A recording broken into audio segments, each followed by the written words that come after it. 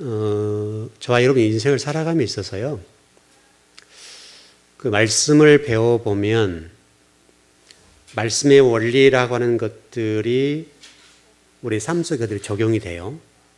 이게 말씀의 원리가 우리 삶과 똑같아요. 그 어느 교회 얘기를 좀 해드릴 텐데요. 시골 교회인데, 여러분 시골 교회라는 얘기는 일단 자립이 안 된다는 얘기죠. 40년 된 교회에 목사님이 32번이 왔다 가셨어요. 그리고 한 분 목사님이 4년 6개월을 하시고, 그렇게 해서 32명의 목사님이 가셨는데, 왔다 가셨는데, 그러니까 정거장인 거죠. 좀 더 큰 교회로 가기 위한 정거장이었던 교회인데, 이러다 보니까 여러분 성도들이 엄청나게 상처를 당한 거죠. 왜냐하면 목회자들이 교회 와서 정착하지 않고 다른 교회 있으면 떠나본다는 거예요. 그러니까 이제 어떤 목사님이 와도 성도들이 정을 안 주는 거예요. 그래, 이 교회가 이러면 되겠어요? 안 되겠어요? 자립이 안 되는 게 그냥까지. 성도들도 뭐 기력도 없고, 영적인 충만함도 없고, 신앙생활 재미도 없고, 목회자 와도 그냥 시큰둥하고, 왔냐? 언제 가겠지? 이런 식이란 말이죠. 그래서 40년이 지났어요. 그리고 어떤 목사님이 가셨는데, 그 목사님 여전히 성도들이 뭐라고 얘기하는가 하면, 곧 떠날 것이다. 그 성도들이 그 목사님 정을 안 주는 거예요. 여러분 이해되셨죠? 그럴만 하잖아요, 여러분. 근데 이제 이 목사님이 가셔가지고 첫 번째 한 일이 뭐였는가 하면, 다른 교회에서 후원하는 후원금을 끊었어요. 시골교회 다른 교회에서 이렇게 후원해 주잖아요. 그리고 이제 어떤 교단에서 주는 그 목회자 생활비 40만 원하고 그 교회에서 주는 16만 원. 이게 16만 원이라는 사례비가 들쭉날쭉 하는 거죠. 여러분 생각해보면 뻔하잖아요. 뭐 1년에는 뭐 몇 번 받을까 말까 할 정도가 되니까 모든 목회자가 못 버티고 떠난 거예요. 그리고 다른 교회에서 후원하는 후원금으로 교회가 이렇게 운영돼 가는 거죠. 그래서 이 목사님 가셔가지고 첫 번째 한 일이 무엇이었는가 하면 후원금을 끊었어요. 감사한데 이제 우리 교회에서 후원금 받지 않습니다. 후원금을 주는 교회마다 전화를 드려서 후원금 앞으로 안 받겠습니다. 그리고 성도들에게도 뭐라고 얘기했는가 하면, 사례비가 16만 원이니까 그러면 사례비라고 할 수도 없죠. 그 대신 성도들이 있다는 이 사례비에 대해서는 책임을 져라. 그렇게 얘기를 했어요. 그 대신 안 주면 지나가는 거예요. 그렇게 해서 이 목사님 이제 목회를 시작하셨는데, 그럼 지금은 어떻게 됐을까요? 그분 떠났겠어요? 안 떠났겠어요? 그분이 안 떠났습니다. 지금까지 계십니다. 이분이 지금 제가 연도를 보니까 1989년도에 가셨던 어떤 목사님 얘기예요. 89년도니까 여러분 상당히 오래됐죠? 99년? 2009년? 20몇 년 됐네요. 거의 30년 다 되네요. 그럼 이 교회가 이러면 어떻게 됐겠습니까? 지금 자립을 할 것 같아요? 못 할 것 같아요? 여러분 생각에.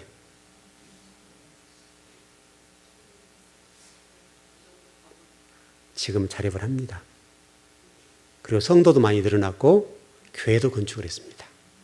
5년 전에 교회를 번듯하게 건축했습니다. 그리고 교회가 땅도 2, 3천 평을 가지고 있고, 그래서 이 목사님이 트랙터를 몰고 경운기를 몰고 농사를 지어요.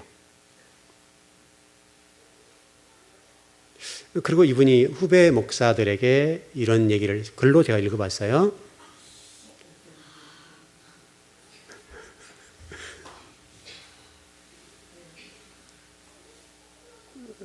제발 농촌으로 와라. 그리고 농촌으로 오려고 하거든 트랙터를 몰 수 있어야 되고 경운기를 몰 수 있어야 된다. 그렇게 하면 이것도 비전이 있다. 참 저는 그 목사님 멋있다고 봤어요. 목사님이 트랙터를 몰고 농사도 짓고 성도들, 이웃 사람들 거 농사를 지어주는 거죠. 그리고 목사님 스스로가 2, 3천 평의 농사를 지어요.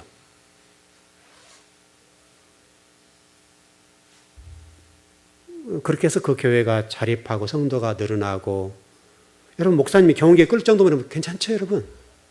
그러면 그 동네 사람들이 그 목회자를 신뢰하고 교회에 나오겠어, 안 나오겠어요? 당연히 나오죠. 그러면 뒤집어 보면, 그럼 그동안 32분의 목사님들은 그곳에 왔다가 왜 실패했어요, 여러분? 여기다 뼈 안 묻고, 일단 일반적인 보편적인 목회를 하고, 또 보편적인 목회 속에서 이 성공이라는 것을 바라보고 뛰다 보니까 어떻게 하면 큰 교를 뛸까 이 생각을 했던 사람들이에요. 그분들 제가 지금 이제 그분들 추적을 해봤으면 좋겠는데, 제가 뭐 추적을 해볼 수는 없고, 제가 판단하기는 어떨지 모르겠지만은 32분의 목사님이 거기서 목회하다 다른 교회 가셨다 이거예요. 그분들 나가서 이러면 어땠을 것 같아요? 제가 보기에는 그렇게 성공하지 못했을 것 같아요. 왜? 마음 자세가 잘못됐잖아요. 목회라고 하는 마음 자세가 틀렸잖아요, 여러분. 제가 이제 우리 후배 목사들한테 가끔 그 얘기 많이 했는데, 여러분 제가 여러 몇 번 얘기 드렸죠. 이제 개척을 할 때 되면 가끔, 지금은 오지도 않더라고요.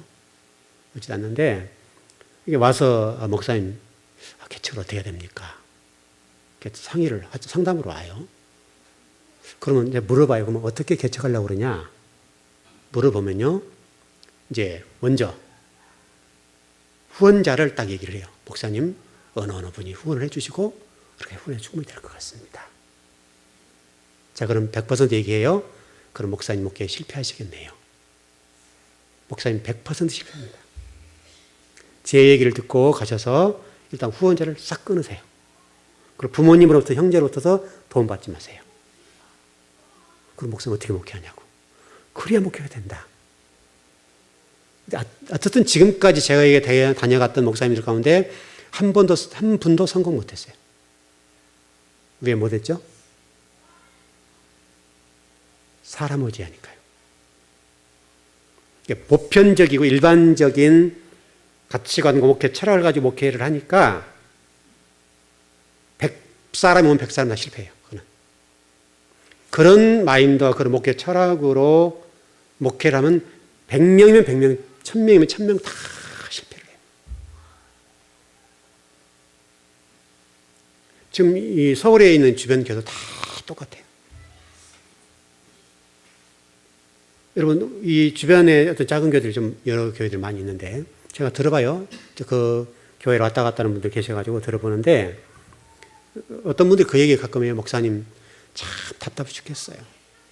그래서 왜요? 그러면 그 목사님들 후원 받는 데 정신이 없지 그렇게 목회 안 돼요.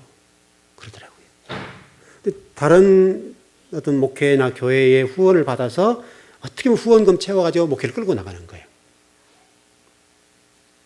근데 대부분이 그렇게 나간 교회는 다 실패해요.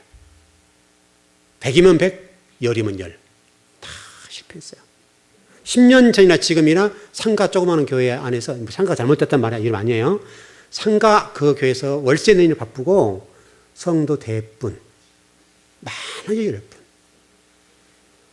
그 10년이 되고 20년이 되고 똑같아요. 숫자의 문제는 아니라 할지라도, 그럼 10년 정도 지나고 좀 어땠으면 후원금을 안 받을 만큼은 여유가 돼야 될 거 아니에요, 여러분. 그럼 평생 목회하는 것이 후원받아 목회하면 여러분이 목회예요, 이게? 국어라는 거지, 그게.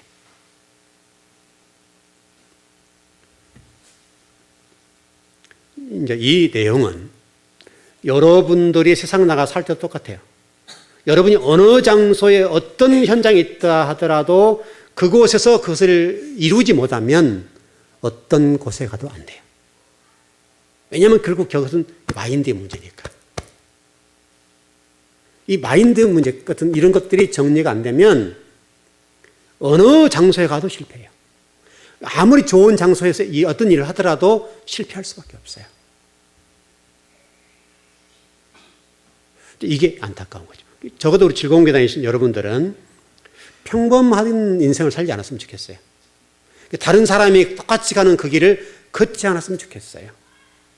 여러분, 이게 신앙적으로도요, 이게 오늘 공부가 어느 정도 들어갈지 모르겠는데,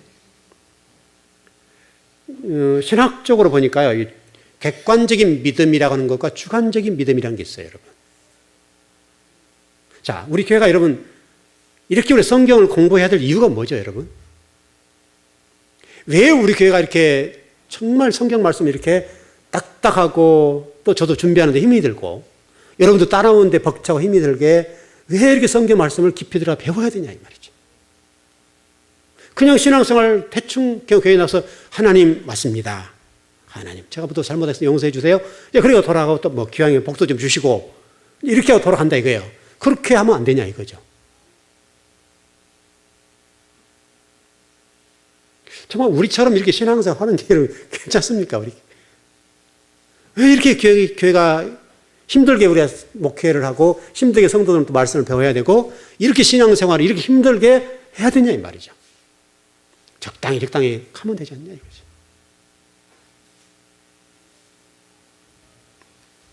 그런데 이 성경 말씀에 보니까 이런 내용들이 객관적인 믿음이라고 되어 있는데 이 객관적인 믿음으로는요, 이게 예를 들면 객관적인 믿음은 어떤 거냐면 우리 지금 일반적인 교회 이런 정도 그 정도인데 그 정도로 하나님의 자녀라 할 수 있는 정도가 아니라는 거예요. 사실은 좀 어떻게 보면 무서운 말씀이죠. 주관적인 믿음이라고 하는 것은 본인 스스로가 이제는 우리가 좀 예수님과 그리스도라는 얘기를 설명을 드렸죠. 똑같은 원리예요. 예수님을 믿는 수준이 아닌 그리스도를 믿는 수준을 주관적인 믿음으로 보면 될 것 같아요. 근데 이 예수님을 믿는 수준은 객관적인 믿음이에요. 주관적인 믿음이 되지 않는 동안에는 우리가 하나님의 사람이라고 온전히 얘기할 수가 없어요.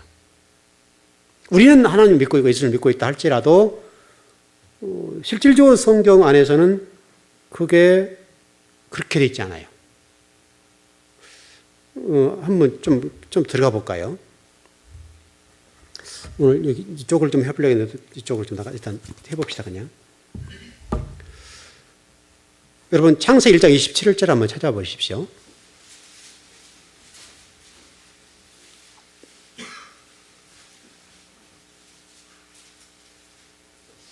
네, 1장 27절 우리 같이 한번 읽어보시죠. 시작. 하나님이 자기 형상 곧 하나님 형상대로 사람을 창조하시되 남자와 여자를 창조하시고, 여기 지금 하나님 형상대로 사람을 창조했다라고 되어 있는데 남자와 여자라고 좀 되어 있습니다. 제가 지금 여러분 좀 원어를 섞어서 읽어볼게요. 하나님이 자기 형상 곧 하나님 형상대로 아담을 발아하시되 자칼과 레케바를 창조하셨다. 레케바를 발아하셨다. 여자 남자 얘기죠. 그 다음에 사람을 아담이라고 지금 보는 겁니다. 자, 2장 7절을 넘어가서 보시죠. 2장 7절. 여러분 잘 보셔야 됩니다. 예, 시작. 여호와 하나님이 땅의 흙으로 사람을 지으시고 생기를 그 코에 불어넣으시니 사람이 생명이 되니라. 여기 지금 사람이라고 되어 있는 것도 아담입니다. 근데 여러분 1장과 2장의 아담은 다른 아담입니다. 한 아담인데 하나님 바라보는 관점이 다릅니다. 그러니까 여기 지금 나와 있는 이 어떤 그 아담이라는 이 내용들을 이렇게 들어가서 보면 창조하는 것 자체, 창조하다, 바라라고 하는 데 있죠. 이 동사가. 앞에 1장 27절에서는 창조하다라고 하는 말이 바라입니다. 바라. 근데 2장 7절에서 창조하는 것은 바라라고 되어 있지 않고 야차르라고 되어 있습니다. 창조 개념이 달라요. 똑같은 아담인데 1장 27절의 아담과 2장 7절의 아담은 달라요. 창조의 어떤 개념 자체가 달라요.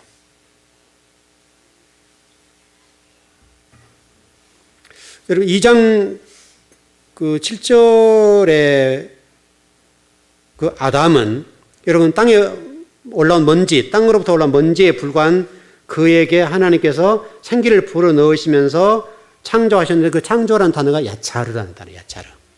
전번에 우리 공부 조금 했었죠. 야차르 기억나시나요? 뭐라고 그랬죠? 제가 전번에 야차르라는 말을 뭐라고 그랬죠? 기억이 안 나시나요? 기억이 안 나세요? 제가 토기장 얘기를 한번 한 적 있죠? 기억나요? 안 나요? 그게 여러분 야차르예요. 1장은 하나님이 그냥 바라셨다라고 말씀하시고 2장 7절에 이 창조라는 말은 야차르라는 단어인데 하나님께서 이 단어에 주조했다 또는 토기장이처럼 흙으로 조물딱조물해서 만들었다. 그 말이거든요. 이제 기억 좀 나시죠? 공부를 좀 해보니까. 그러니까 그러면 내용적으로 보게 되면 1장의 창조와 2장의 창조가 달라요. 그 사람이 다르단 말이 아니라 1장의 이 아담을 가지고 하나님이 새롭게 만드시는 거예요. 자, 우리가 지금 신앙생활 하는데 우리도 예수님을 믿고 말씀을 배우면서 우리가 새로운 사람 되어가죠. 그 얘기를 하고 있는 거죠. 그러니까 지금 이 야차르라는 이 단어를 저와 여러분이 절대로 잊으면 안 돼요. 하나님은 지금도 저와 여러분을 야차르 하세요. 우리에게 그걸 요구하신다고 지금요.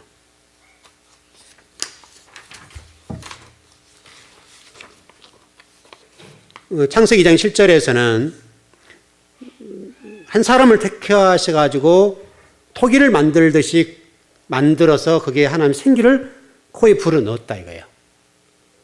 그러시면서 만드셨던 야차르, 창조하셨다.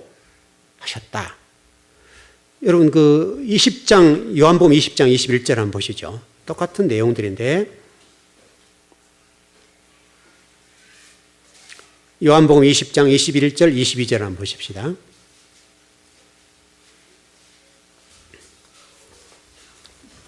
요한복음 20장 21절 22절입니다.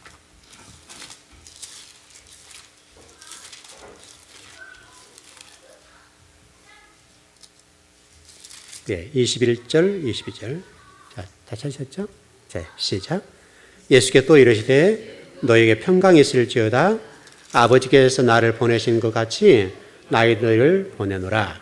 이 말씀하시고 그들을 향하여 숨을 내쉬며 이르시되 성령을 받으라. 여러분 이 내용이 똑같은 겁니다.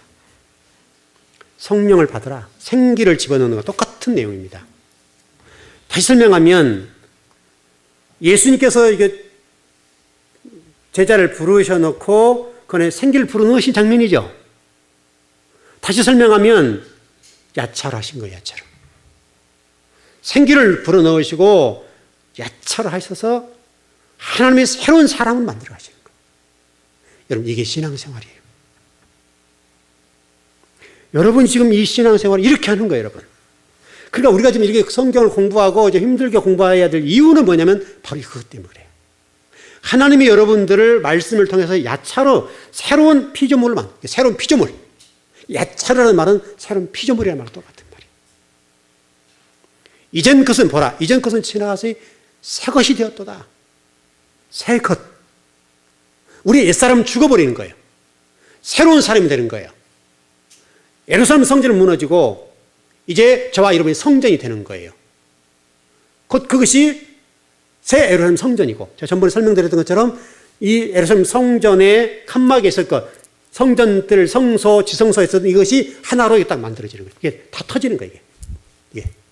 이게 요한계시록 20장 21장에 넘어가면 이 칸이 됐던 것 이게 넘을 수 없는 벽 이것은 성전들에서 성소를 넘어갈 수 있는 이 부분이 신앙적인 진리 말씀을 가지지 않고 넘어갈 수 없는 신앙을 가지고 넘어갈 수 없는 그거 그 다음에 성서에서 휘장이 찢어진 이 문제, 넘어갈 수 없는 그것을 이제 딱 하나를 만드는 거예요.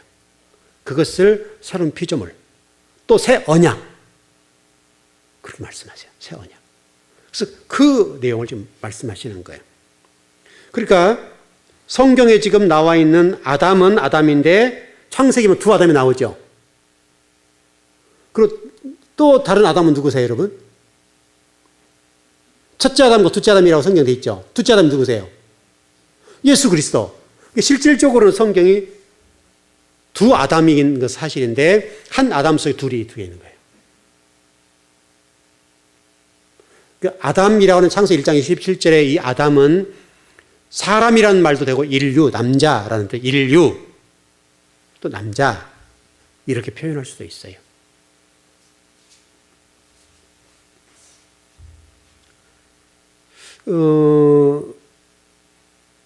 재미있는 것은요, 이 창세기 1장에 나와 있는 아담하고 2장에 나와 있는 아담은 그 히브리어 보면요, 그 뿌리 말이기 때문에 스토론 코드라는 게 있어요, 여러분.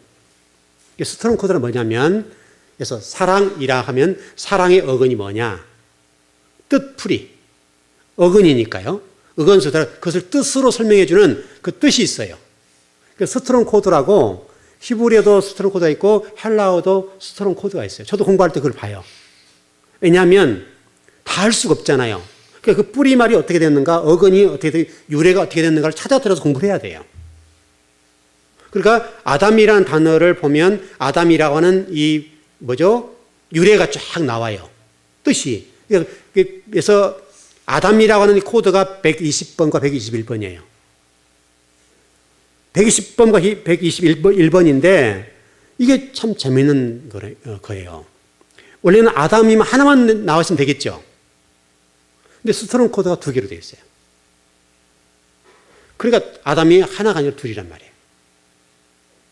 왜냐하면 어근과 유래가 달라요. 그래서 아담 1장 27절의 아담과 2장 7절의 아담이 스토론 코드가 달라요. 우리 목사님도 한번 찾아보세요. 나중에 그 코드를 찾아보시면 이해가 될 거예요. 왜냐하면 난 이제 가르쳐야 되니까, 성도를 가르쳐야 되니까.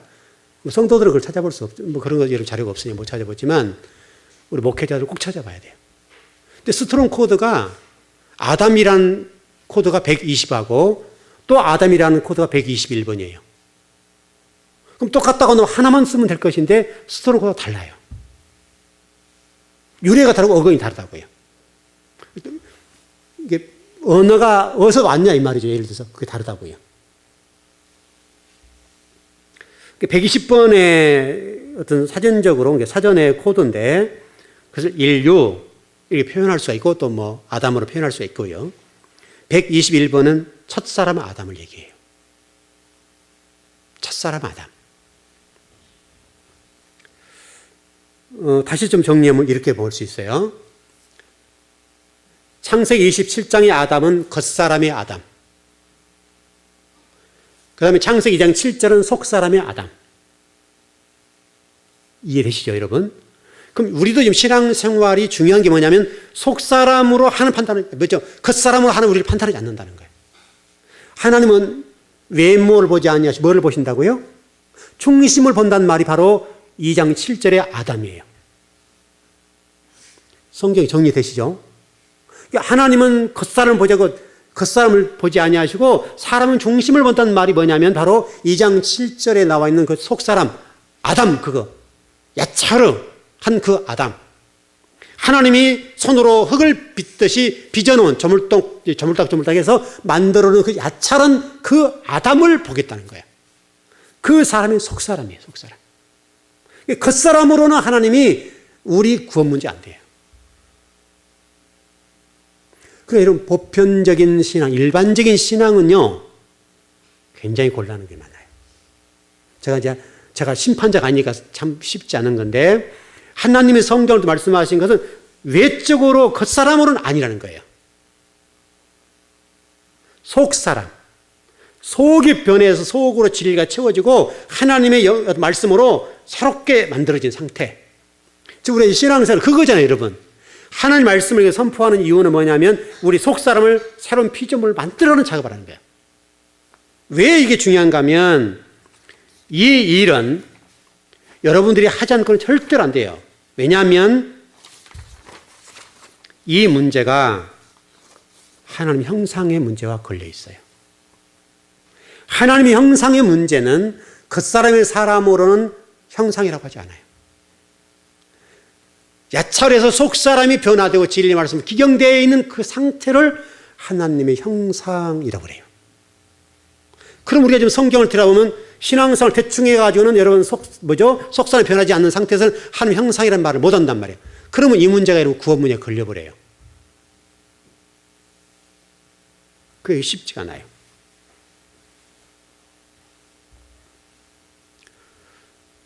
그 1장 27절에 히브리어를 보면 자카르 레케바라고 그랬잖아요. 남자 여자를 자칼 또는 자카르 이렇게 자칼 할 수 있어요. 자칼이라고 그러는데 이 자칼은 남자 이렇게 표현할 수 있고요. 그럼 레케바라는 단어는 여자, 여성 또는 그 짐승도 여러분 암컷 수컷 있죠. 그렇게 돼서 구분이 돼요. 그렇게 보는 건데 근데 이 놀라운 사실은 이 자카르 레케바라고 하는 이 단어가 이샤와 이쉬라는 단어와 연결된다고 그랬죠. 제가 일전에. 근데 이 이쉬와 이샤라고 하는 단어의 유래, 어근은요. 놀랍게도 에노시라는 단어예요. 어근이 똑같아요. 남자나 여자나 어근은 하나로 왔어요.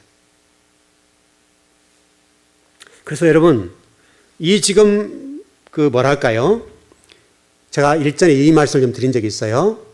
창세기 1장에서 여자를 모르면 성경 해석이 안 된다. 그런 적 있죠, 여러분? 여자가 누구냐를 모르면 해석이 안 된다.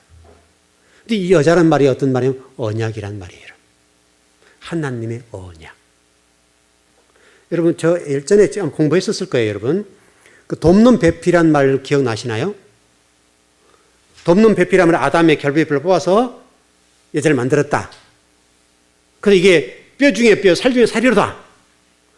하나님은 그걸 말씀하신 것이냐, 아니면 다른 걸 말씀한다 그랬어요, 여러분? 기억은 나지 않지만 뭔가 달랐죠. 왜냐하면 그 돕는 배필이라는 단어가 남성이라는 단어, 남성. 남성으로 기록되어 있고 여성으로 기록되어 있잖아요. 여잔데 남성이에요. 그러니까 우리 성경이 그렇게 보지 않으면 이해가 안 되는 거예요.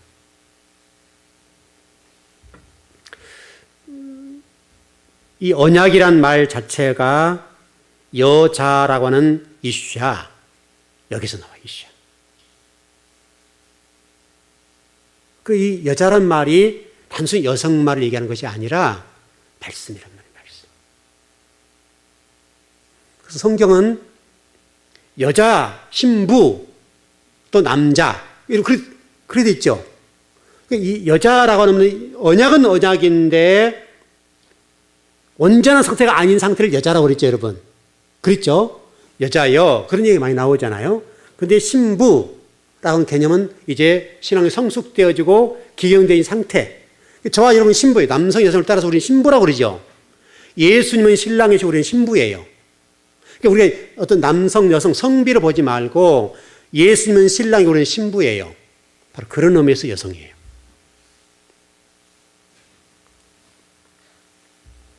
이게 언약이라는 것이고 이 언약의 말씀의 근거에서 우리 새로워지는 것을 볼 수가 있어요. 자, 우리 창세기 2장 20절 한번 보시죠. 이사야의 실체를 한번 보죠.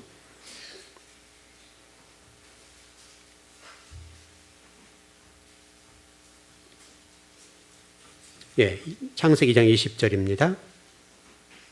예, 다 찾으셨죠? 2장 20절. 예, 시작. 아담이 모든 가축과 공중의 새와 들의 모든 짐승의 이름을 주니라. 아담이 돕는 배필이 없으므로. 그랬습니까? 맞죠? 거기까지요. 돕는 배필이 없었다. 근데 이게 돕는 배필이라는 원어에 보게 되면 남성 단수예요. 돕는 배필이 여성이었죠, 여러분? 여자였죠? 여러분, 옛날에 이거 많이 들었잖아요, 우리가. 여자, 남자 해가지고 그 해석을 할 때 참 재밌는 해석이 참 많았어요. 그 어떤 목사님들이 그런 해석을 해드렸는데, 남자는 흙으로 만들어서 사우나 같은 데 못 견디고, 여자들은 뼈로 만들었기 때문에 우러내도 괜찮다. 그래서 뜨거운 데 들어가도 아무렇지 않다. 그 얘기 많이 들었죠. 근데 이건 참 얼마나 우리가 그 성경을 그렇게 해석해가지고 우리가 참 재밌긴 한데, 그는 근처도 못 왔죠. 이 돕는 배필이란 말은 남성 단수예요. 이 남성 단수란 말이 중요한데, 이게 지금 이 여자가 누구냐면 바울이요. 이걸 재밌게 얘기해놨어요. 이걸 한번 찾아봅시다. 그냥 한번 요거까지 찾아보면 맞힐 것 같은데, 우리 갈라디아서 4장 22절 24절입니다.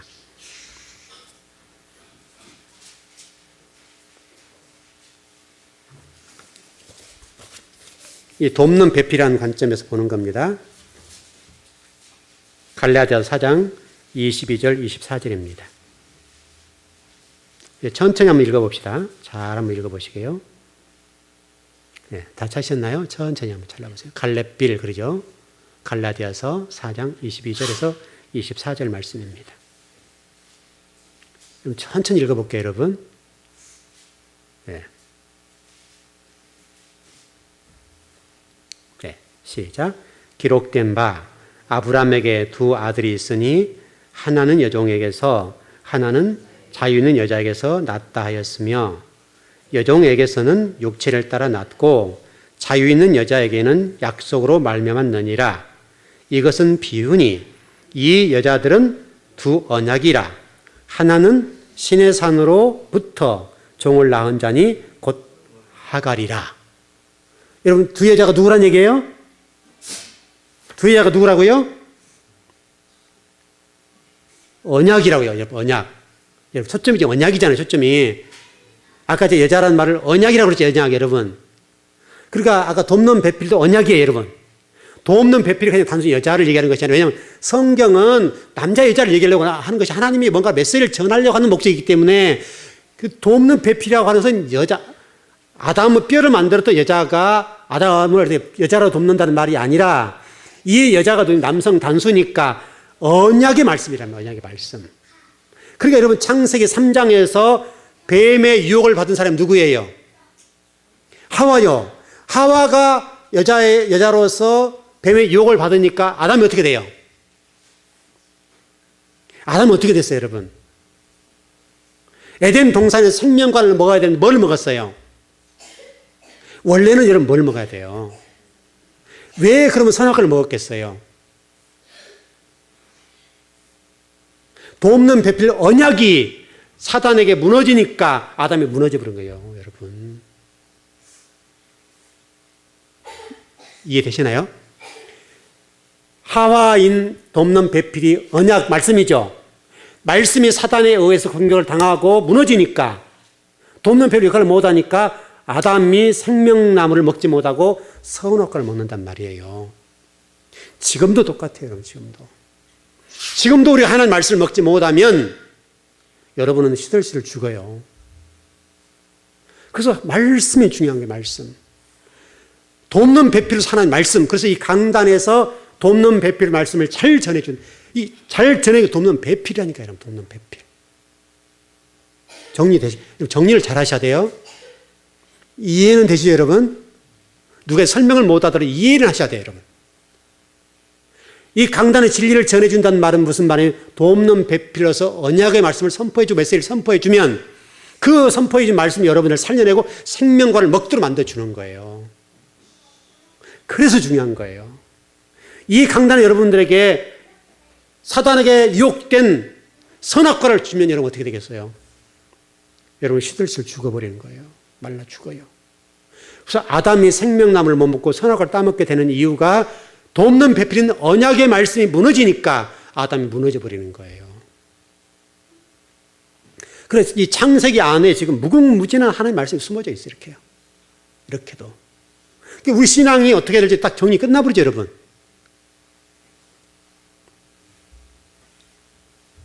바울은 이 부분에 대해서 이 여자를 비유라고 그랬죠, 여러분. 비유. 24절에 이것은 비유니 이 여자들은 두 언약이라. 하나는 신의 산으로부터 부터 종을 낳은 자니 곧 하갈이라. 하갈. 이게 여러분 굉장히 중요한 단어예요. 이 단어가 오늘 저희는 다 못하는데 마리아에게도 연결돼요. 마리아에까지. 그래서 예수님이 낳은 여자가 누구죠? 어머니가 누구예요? 마리아. 오늘 그까지 못 나가는데 다음에 기회에서 그 공부할게요. 일단 정리합시다. 여러분들은 말씀을 먹어야 되겠어요? 안 먹어야 되겠어요? 말씀 안 먹으면 여러분 죽어요. 그리고 여러분들이 속사람이 진리의 말씀을 기경되고 속사람이 말씀을 먹지 못하면 그 사람, 여러분 쉽게 이렇게 합시다. 그냥 여러분요, 어떤 교회들처럼 여러분 교회 와서 육신적으로 열심히 일한다 합시다. 그냥 물론 속사람이 변해서 하는 건 좋은, 아름다운 거죠, 여러분. 그것은 일단 좀 차지하고라도 열심히 교회에서 나와라 해가지고 막 일을 시켰다고요. 여러분, 그것만 가지고는 안 되는 거예요. 여러분의 진리 말씀이 속사람, 돕는 배필이 언약의 말씀이 여러분들에게 떨어지고 생명과를 먹도록, 그리고 하나의 메시지가 여러분들에게 전해져야 돼요.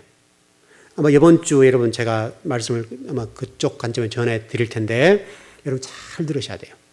바로 이런 관점이에요. 이런 관점에서 좀 성경을 풀어보는데, 이 강단에서 진리 말씀을 선포해 주는 것과 모호해 주는 것과의 그 차이성은요, 엄청난 거예요. 여러분들은 야차를 하셔야 됩니다.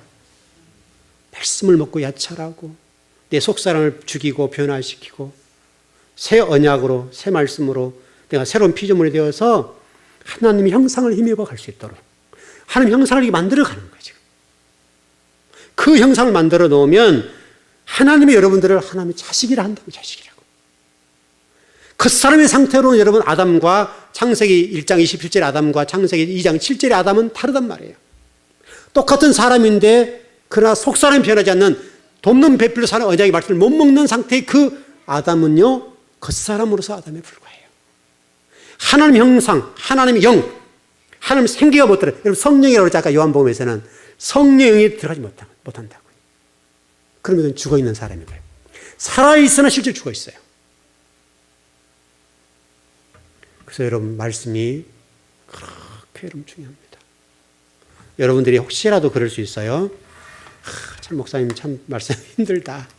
왜 저렇게 힘들게만 계속 파고 들어갈까 할지 모르지만 여러분들 파고 들어가야 돼요. 여러분들은 그래도 쉽잖아요. 여러분들 그냥 앉아서 듣기만 하면 되잖아요. 좀 어렵고 때로는 깊이 들어가기 때문에 이해가 잘 안 될 수는 있지만은 제가 반복을 해드리잖아요, 여러분. 여러분들이 이해될 때까지 반복을 해드리잖아요. 그런데 저는 그런 공부를 하는 것은 어려운 거예요. 얼마나 이런 내용들을 탐구해 내고 또 공부하고 할 때 얼마나 힘들겠어요, 여러분. 그렇게 하는 이유는 여러분 영혼을 살려내고 하나님 형상을 회복하고 생명과를 먹도록 만들기 위해서. 그러면 여러분이 사니까. 여러분 그것 외에는 없어요. 여러분 딱 성경에 딱 걸러져 버리잖아요. 1장의 아담과 2장의 아담, 그리고 아까 요한복음 말씀과 갈라디아서 4장 22절 24절 말씀 딱 보니까 이 돕는 배필이 뭐냐? 단순하게 여자, 아내 이런 개념이 아니라 하나님 언약이라고 하죠. 언약. 그 언약이 사람을 낳는 거예요. 생명을 낳아요. 그 언약이 예수님을 낳고 생명을 낳는 것처럼 그 언약의 말씀이 여러분들을 살려내는 거예요. 여러분 오늘 오셔서 말씀을 배우셨는데 여러분들은 언제나 진리 말씀을 사모하시고 그 진리 말씀 배운 것들을 여러분 이제 돌아가시면 제가 그때 그 얘기 있잖아요. 되새김질 해보라 그러죠. 되새김질. 다는 몰라도 이게 힌트만이라도 좀 적어가세요. 몇 자. 적어서 되새김질 하시라고, 되새김질. 그럼 되새김질 하지 않으면 그 말씀 여러분께 안 돼요. 그냥 듣고 지나가는 말씀이에요. 그러나 그 말씀을 또 되새김질하고 또 되새김질. 여러분 제가 여러분 성경을 가르치고 설교하고 제가 제 설교를 듣는다 그래서 안 듣는다겠어요? 왜 들어요? 왜 들어요, 제가? 되새김질 하려고요, 되새김질 하려고. 제 뼈에 박으려고요. 제 뼈에 박아 놓으려고 제가 공부하는 그 바쁜 시간에도요, 꼭 설교를 들어봐요. 꼭 들어요, 여러분, 꼭 들어. 여러분, 저도 굉장히 바쁘잖아요. 거의 1시간을 허비하잖아요, 그거 한 번 듣는데. 제가 설교를 작성했기 때문에 안 들어도 관계없단 말이죠. 그래 불구하고 제가 다시 설교를 듣는 이유는 제 뼈에다 새겨놓으려고요. 여러분들도 한 번으로 이해 안 되면 여러분 유튜브 잘 나오잖아요. 여러분 지금 좋잖아요. 얼마나 지금 좋은 세상입니까? 두 번이고 세 번이 이해 안 되면 들으면 되잖아요. 계속 들어가지고 여러분 뼈에 새겨놓고 그거를 되새김질을 계속 하세요. 되새김질 하셔요. 제발 좀. 계속 되새김질 하세요. 그럼 그게 이런 뼈에 쫙 박혀서 그 말씀의 생명과로 연결해요. 여러분 그 복이 있길 바랍니다.